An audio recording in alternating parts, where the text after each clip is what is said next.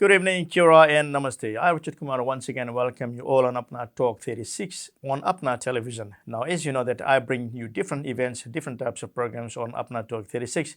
And tonight I'll be talking to Mr. Richard Clark, who is the head of ATID, who looks after all the major events in Auckland, and Leilana. Leilana is the producer of events in Auckland, and I'll be talking to them based on Diwali 2020. Now, as you know that previously the Auckland Council had been doing Diwali celebrations only in Auckland City, but this year they have changed and they'll be doing the Diwali celebrations in several different locations from Workwood to Papa to Toi. Now, Mr. Richard and Leilana, I welcome you all on Apna Television, and I'm pretty sure that today all the viewers are going to have a wonderful time here, and I'm pretty sure that you guys are going to give me some information which our people who will be watching on television and will be watching us on Apna Facebook, they'll love to have this information about Diwali 2020. Now, first of all, Richard, can you tell me what ATID stands for? ATID is Auckland Tourism Events and Economic Development. So we're a council-controlled organisation and we're responsible for those three things: economic development, events and tourism. Leilana and I are from the major events department, and so the cultural festivals program is part of that, and Leilana is the producer that looks after the Diwali program, amongst other things. So you are the head of the events in Auckland, and Leilana, you are the producer of all the events in Auckland. So collectively together you do all the events, you cover all the events around Auckland, am I right? We have a big team that we split the events between. My one in particular is Diwali Festival. Diwali Festival. Now, Richard, I mean, what made you normally, for the last 15, 20 years, Auckland City Council has been doing Diwali Festival in Auckland City on its own. And now this year you guys have changed, and for some reason, maybe due to COVID-19 or whatever. Now, why have you changed, or what made you change from one venue to several different venues around Auckland? Well, coronavirus. So around 6 months ago now, when we went into the first lockdown, we got together as a full production team and looked at what are the different options around the different alert levels. So rather than having the options being full festival or cancel, what else could we do? What could we deliver? We looked at scalable options so that if we started at level 2 and level 1 came back online, we could grow the festivals. And so that was the thinking. So we had some really good planning out of the first lockdown. Then we came back into level 1 and thought, yay, we're back to normal. And then as things started to move towards the second lockdown, particularly for Diwali, Leilana made the call to go to the advisory group and say, we need to make a call early about a full festival versus a community celebration. The recommendation was that we could plan for level 2 and deliver something really special, which would allow us to start then and build towards it. And that's where this idea came from. And I think the greatest part, and Lana can talk to what the feedback was, but the feedback from the advisory group was so thankful around it was an option that wasn't just cancel. It was an option to celebrate in the community and do something really special and unique, as you mentioned. So, Anna, maybe you can talk to what that process was. Yeah, that's what I was going to ask you, Leilana. I mean, when you went to the advisory board, definitely you would have consulted a lot of Indian communities and leaders on Diwali 2020, and that you want to do it at several different locations. What was the feedback from the Indian community? The feedback was pretty unanimous around the community in that nobody really wanted to cancel the festival. Everyone really wanted to go ahead with the full festival, but they all understood the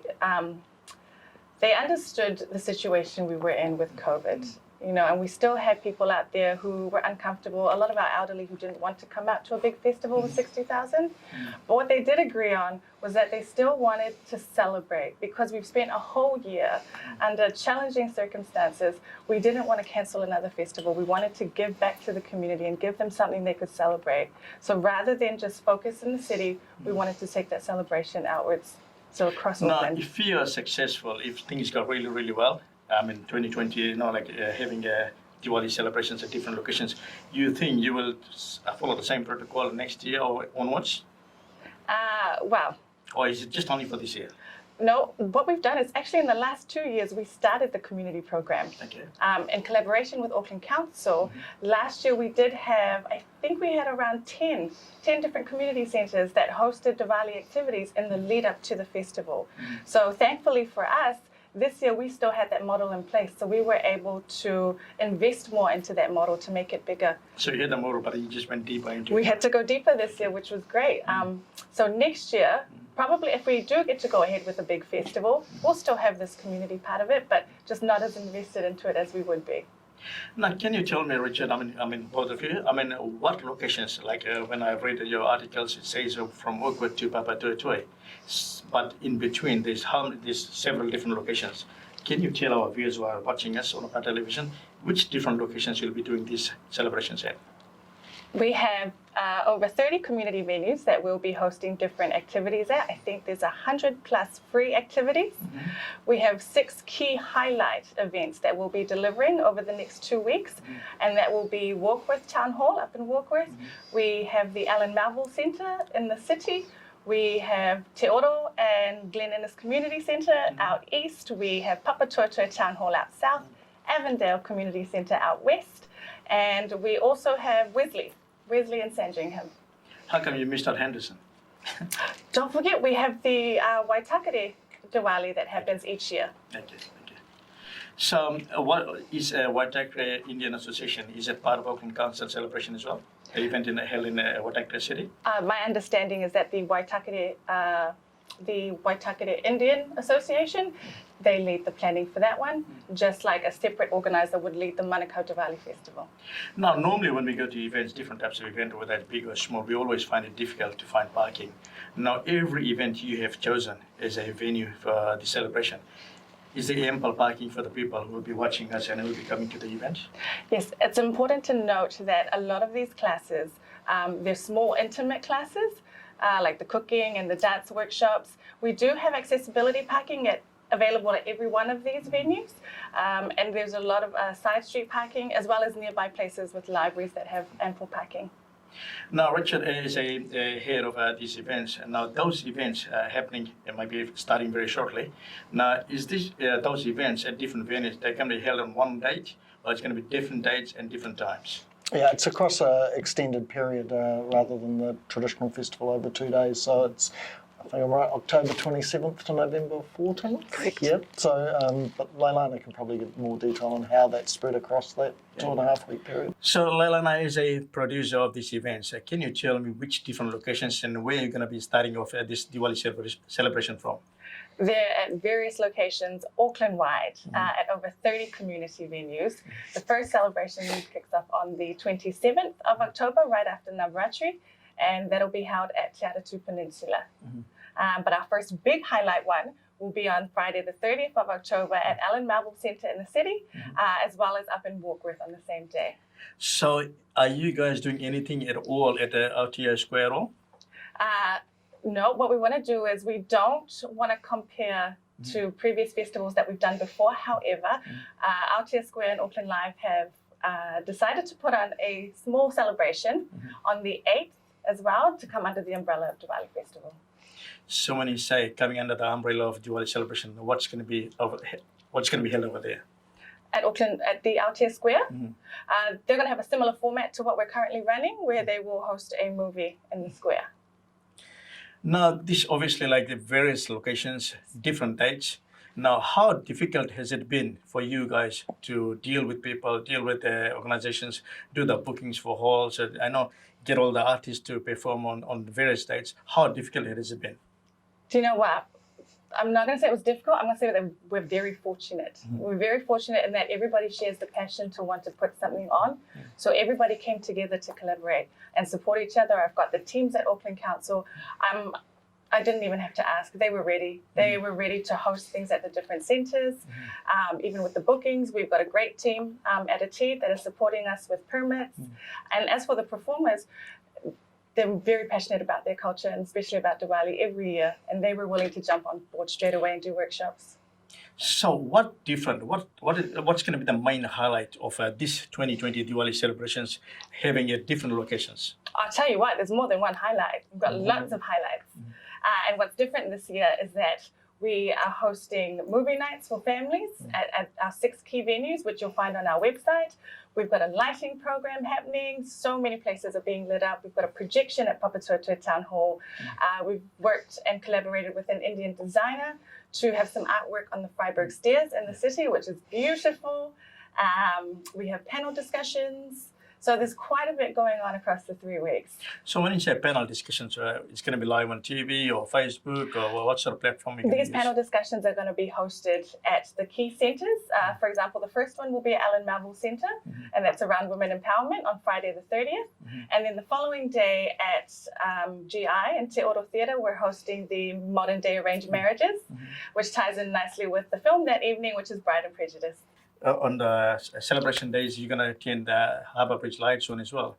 So is it going to be just one of, like, on one of the days, or it's going to be all on different days you have chosen for different locations? No, so the Harbour Bridge will be lit from the 27th of October right through for about a week. So it's going to be a week, and from what time to what time? Usually from about 8 p.m. onwards, and then every 30 minutes there'll be around a 5-minute show. A show that, when we put the brief together, it was around Rangoli. So if people want to come and view those lights at the Harbour Bridge, are they welcome to come there? They are welcome to park up wherever they are safely and watch the lights. Now, as far as movies concerned, now I've seen that you're going to be playing some 6 different movies, screening 6 different movies. Now, what sort of movies are they, and why are you doing that? The PG-rated, family-friendly movies, and the movies we have selected are movies that are targeted at not just the Indian audience, but also the non-ethnic Indians. We want to target general families. For example, we've got Lion up in Warkworth. We've got the Lunchbox in Alan Marvel Centre. Yesterday playing at Papatoetoe. Bride and Prejudice, as I mentioned, at Te Oro. And at Wesley, I think we're playing Life of Pi. Now, Mr. Richard Clark, you recently joined TED, and obviously you're from overseas. Now, coming to Auckland, coming to New Zealand, and fitting into this events with TED, was it easy for you to join in and just move on from there straight away, or did it took you time to sink in? No, it's pretty easy. I'm a New Zealander. I've just recently returned from Brisbane, but it's actually one of the things that I'm really enjoying about being back home is, and in this role at ATED, and particularly around the cultural festivals, is really getting immersed in how diverse culturally Auckland is. So my first week in the role, I was fortunate that we were putting on Tamaki Haranga Waka. That was actually the last event that we did before everything got cancelled. So it was a bit of a privilege to see that before we went into these challenging times. But what you asked about the highlights of Diwali, for me the highlight is how deep it goes into the community, and that there are over 100 free events for the broader Auckland community to celebrate Diwali and be involved. And one of the things that we've been focusing on at ATED is, through the recovery process, building the economic recovery from the neighbourhood up. And Diwali is a great example of that, connecting with community, providing opportunities for the local community to support each other and get active again. I mean, if you look at, if you just spoken on diversity, I think that's a very great thing, because Auckland is renowned for diversity. And there's so many different ethnic communities living in Auckland, in New Zealand. And it's good when any like religious event happens, no matter whether it's Hindu, Muslim, or Sikh. And I think the whole community gets behind it, and the council gets behind it, the government gets behind it. And we celebrate whatever it is in a big style. And I think what you guys are doing is, on behalf of Auckland Council, is a good job. And I'm pretty sure things are going to work out really well for you as well, being new on board. And definitely it's going to give it even better and better and bigger, maybe with new ideas. Yeah, well, Auckland is the second most diverse city in the world, only just slightly behind Vancouver. More than 200 languages spoken in Auckland. So, the ability for us to celebrate some of that diversity and the unique nature of Auckland as a city is, it's one of the highlights for us of working where we do. Now, as the head of the events, what precautions have you taken as far as COVID-19 is concerned? So people coming in there, will they have sanitizers? Will they have masks and those sort of stuff? What can you tell our viewers on our television? Well, I'll let Lana talk to the detail of it, but as I mentioned earlier, we planned the festival under level 2, so that we are working under the Code of Compliance, Code of Conduct for the events industry, and with all Ministry of Health guidelines, but I'm sure Lana can detail that. Before you finish off, are you prepared, just in case if you go from level 2 Yes. to level 1 or something, As I said, Level 3, 1 to level 2? are you prepared for that? Yeah. Absolutely. Yeah. Can you explain me a bit more on what precautions have you taken on COVID-19? Sure. Now, as Richard mentioned, when we first started designing what this concept would look like, it was designed to be able to be delivered under levels 2 or 2.5, even level 3. Now, levels 2 and 2.5, we have got enough fencing in place for when we have to create those bubbles as we do under those restrictions. We've also got sign-in stations where everybody's required to sign in, obviously encourage everyone to scan into the app. We've even printed extra barcodes for people to scan in with. We've got enough security and staff as well to make sure that everyone is at a safe distance. That was my big question, security in place. Absolutely, we have security at all the venues regardless of what level we're at.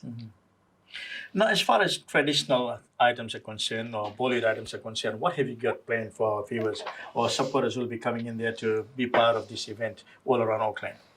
We've got so much happening. I mean, we know that Diwali is more than just Bollywood. We also have guitar workshops, Bhangra workshops. We have got cooking demonstrations, learning how to make chole bhature, which is my favorite. And we've got sweets and chai tea. There's so much going on, and I encourage everybody to just go on our Facebook page, check out what's happening, go to our webpage, and they'll see just a whole variety of different workshops that they can attend. Now, as far as traditional art is concerned, what have you got on display on that day for the viewers? We have got the art of Rangoli especially, because a lot of that's very popular in our programming, and we've got a lovely lady named Smita who's been doing it for years. She'll be at a couple of the venues doing live demonstrations. Now, you mentioned that you're going to have chai and sweets and stuff like that on all locations as well. Now, as far as food stalls are concerned, now obviously when people come in there, they want to come in there and have a food feed as well. Now, is there going to be any food stalls in different venues? Now, for us, because of the way this is designed, it's more of an intimate design where we have cooking demonstrations. We didn't want to go into food stalls for this one because for us, it's not feasible if we have to go back to level 2. And that's too much of a risk for food store holders and costs. So when you decided not to have food stalls, did you not have a lot of complaints from the food stall holders saying that they're being missed out? You know, we were at the point where we'd confirmed all our store holders when we had to make the call. And to be honest, they were all very supportive. They understood the situation we were in. I think everyone understands that this is a health-driven conversation, that planning a festival that goes under level 2, then food stalls is just not an option. And while there's temptations, and from Leilana particularly, that as soon as we hit level 1, that right, what are all the things we can now do? But the rationale behind planning the festival at level 2 is still very sound. And if for any reason we have increased community transmission and have to go back to level 2, the festival is still able to be delivered as planned. Now, Richard, what times is all the events going to be held between? Like we've spoken about the dates and the venues, but we haven't spoken about the times. What time is going to start and what time is going to finish? Our 6 or 7 key highlight events, they actually run from around 10 a.m. right through till the movie ends, which is around 10 p.m., except for our evening of classical music, which we're hosting at Nathan Homestead, which is also one of our highlights. That will be happening from 6:30 till 9 p.m. Now, you have mentioned movies. So this movie which you're going to be screening, are they going to be held indoor or outdoor? They're all outdoor movies, except for the one in Warkworth. That'll be inside the Warkworth Town Hall. So you're going to have big screens, am I right, outside? Yes. We've got a range of LED screens and large inflatable projector screens. As far as Bollywood items is concerned, that is the highlight of the events everywhere you go, no? Like people want to see a bit of dance, Bhangra dance, Bollywood Diwali dance, Diwali songs. So have you got lots and lots of items planned for these events? Lots and lots of items. And outside of the 6 key highlight events, we've got all the community centres hosting different Bollywood classes as well. We range from introductory classes right through to the advanced Bollywood classes.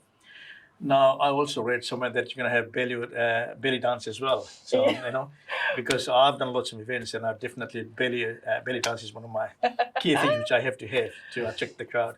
So, which group is performing in this two events? I'm glad you asked. Phoenix. Phoenix is our belly dancing That's the group. best. They come every year to support the festival, and as soon as we had expressions of interest, they were the first to jump on board to support. Well, viewers, Phoenix group gonna be doing the belly dance. So you've seen them before on Upna Television. I've done the first birthday celebration for Upna Television, and they performed for us, and they were really wonderful. And I had a lot of calls and a lot of comments on them that they really you guys want to see them again. So here's the opportunity Auckland Council is bringing to you to see Phoenix belly dance at the event. Yes. Now, Richard is a head of a TED. What else can you tell our viewers to expect when they come there? And I think if I was heading to Diwali, I would just be ready to be immersed in Auckland's diverse Indian culture. That's the thing that's excited me about seeing the program develop, that it's driven by the community. That while we're curating the 7 main events and the showcases and the panel discussions and the lighting, there's around 30, I think, community centres that are driving their own programming. And so the ability to be in different parts of the community, experience different parts of Indian culture and how different parts of our community celebrate Diwali, that's the really exciting thing. So I also think that 2.5 weeks you can get out and experience so much of it. And, it's really exciting. Yeah. Now, when Diwali comes, obviously, like in Indian custom, we go and buy new clothing and stuff like that. So at each venue, you think that you'll have some retail outlets selling like Diwali clothing for ladies and men and kids? So again, that comes down to the store holders, and to be fair across all our store holders, when we made the call not to have food store, we did the same with craft stores. So we wanted to focus on the smaller workshops. For us, we're fortunate enough with this opportunity in that we're able to create a learning platform. So people get to learn more about the culture, more about the dance, which they wouldn't otherwise get at a major festival. Now, you've only got 7 venues for 2020. Come 2021, you think those venues, the area is going to expand a bit bigger? I hope so. Yeah, we think that this is going to drive a real legacy benefit for Diwali, that in an ideal world we'll be able to go back to the centralised festival next year, but also maintain the community element to activate the regional aspects of it.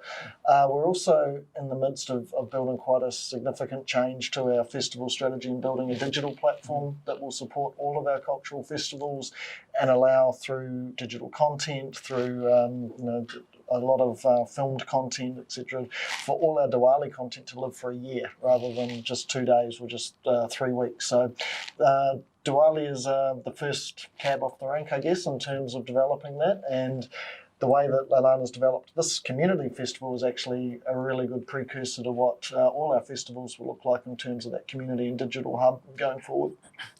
Now, you may have heard or you may have seen on television or maybe in the news that Upna Television was going to do a biggest ever Holi festival in New Zealand, where we were going to use the helicopter, the cranes, the firefighters, and doing what we call hot air balloon drops of powders and everything. So that was going to be the biggest ever event of a Hindu religion in New Zealand. But unfortunately, due to COVID-19, I was the last one to cancel the event, maybe 1 week before the lockdown. So maybe in the near future, when I do it next year, you think Auckland Council could be part of that event? Oh, we're always happy to listen to good ideas. It's our role within the community is to support events that get the community active, that that will bring visitors to Auckland. That even with our borders closed, domestic visitation is massive for us. So anything that celebrates Auckland, celebrates our community, and makes people want to be here and celebrate just life in Auckland, we're happy to talk to. Yeah, I think when I started promoting an event, we had about 14 ministers coming in. The Prime Minister was on like 50-50. The Governor General was coming as well. And lots of ethnic communities were getting behind it. And I'm pretty sure that to come 2021, when I do that event again, and I'll redo it for the first time by using the helicopter dropouts, hot air balloons and stuff like that, definitely it's going to be a highlight and a showcase for Auckland Council as well around New Zealand. Yeah, well, sounds great. So I think, as I said, anything that celebrates the diverse cultures of Auckland is something that we're happy to talk to and support. Now, Richard and Leilana, you know that Apna Television and Apna Nananchi, we are the biggest Indian or ethnic media platform. Now, in the near future, when you do any events, like regardless whether it's Diwali or anything, you think Apna Network could be part of your events or your programs in Auckland? Yeah, well, again, happy to have those conversations. So we work with a wide range of media, work through a whole lot of partnerships where media invest into us and our festivals as well. We're a partnership-based organisation. When you say media invest into you guys, I mean, it shouldn't be that you guys invest into media, because we are the ones promoting you in all around New Zealand, all around Auckland, to attract people to come to your event. Yeah, we do both. So it's a partnership-based approach. So we work with media agencies and community agencies to look at how are all the different ways that we can connect with the community, tell the stories of Diwali and our other festivals. We have some amazing partnerships which go way beyond just one investing in the other. It's about how do we use our assets to promote our partners and really engage the community, and how do our partners help tell that story. So, as a head of events, what final message you want to give to our viewers before we finish off the segment? I think the whole COVID situation and the multiple lockdowns has been challenging for everyone, and particularly so for the events sector. It's been one of the hardest hit sectors with the restrictions on people attending. But we saw at the weekend just been what events can do. We saw 46,000 people at the All Blacks. We saw Mary Poppins at the Civic, Shapeshifter at the Town Hall, Benny 2 sold out nights at Spark Arena, around a whole lot of other events going on. Diwali is going to be the next piece of that. So I would just encourage people to celebrate, get out, be part of all these events, support your community, support the events industry, but also just try and start getting back to being normal and enjoying life again. Leilana, I mean, as a producer of these upcoming events, Diwali celebrations, what final message you want to give to our viewers who are watching you to attract them, to tell them to come and support you, be behind Auckland Council? I think my key message is that it's not just about Auckland Council, and it's not just about me and my team as a producer. It's about the community. So I warmly invite everybody to come out, support your local community, and celebrate Diwali Festival. We all deserve it, and it's been a long year. Come out and enjoy it with your family. Well, thank you very much, Mr. Richard Clark and Leilana. I really appreciate your time and taking your precious time out to come to Apna Television Network to give you interviews on Diwali celebrations for 2020. And I'm pretty sure people who have watched you on Facebook or television, they'll definitely come and support you. And we bless you, and we give all our support behind you, put our support, and hopefully this is going to be a big thing for you. And come 2021, this event is going to even grow bigger and better. And once again, on behalf of Apna Television, the management and the staff, I want to thank you both for taking your time out to come to Apna Television for this interview on television. Thank you for the opportunity. Thank you for having us, and we look forward to seeing everyone out at the Diwali celebrations. Thank you very much once again for watching Apna Talk 36 on Apna Television. As you know that every week I bring you different events, different types of programs on Apna Television. And this was from Richard and Leilana from Auckland Council, based on Auckland Diwali celebrations in Auckland. Now, I'm pretty sure you'll get behind these two people here and support them. Come in, bring your families, bring your friends, and come and support these Diwali celebrations from Woodwood to Papa to Toy. Now, thank you very much once again for watching us, and we shall catch you next week on Apna Talk 36, once again at 6:30 p.m. next Saturday. Thank you.